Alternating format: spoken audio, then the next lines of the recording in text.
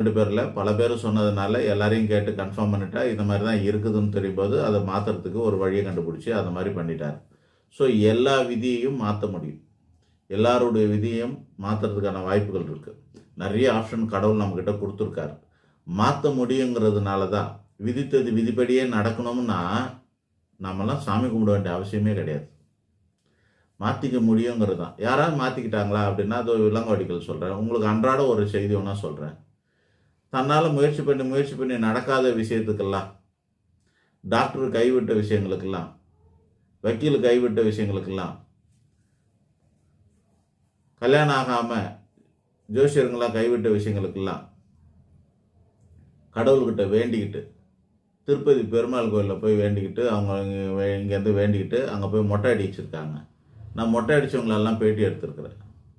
அ பல வருஷத்துக்கு முன்னாடி மொட்டை அடிச்சவங்களெல்லாம் ஒரு 100 மொட்டைங்கள புடிச்சு பேட்டி எடுக்கிறது.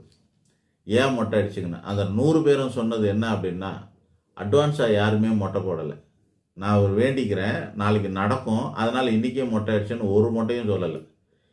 100 மொட்டைகளும் என்ன சொன்னாங்கன்னா, நான் வேண்டுனது நடந்தது.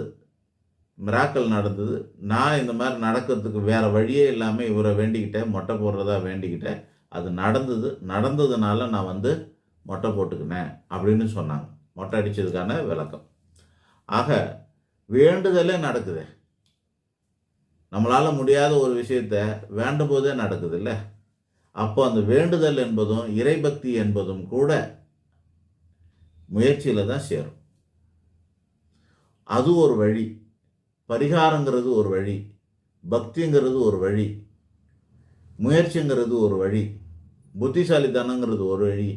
இதெல்லாமே மதி தான். விருப்பப்பட்டு நடக்க வேண்டும்.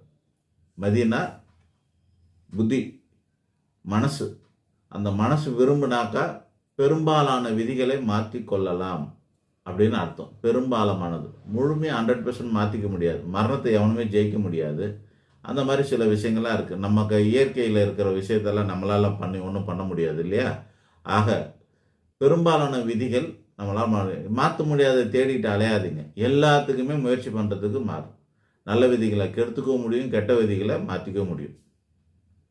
நல்ல விதிகள நம்மளால கெடுத்துக்கவும் முடியும்.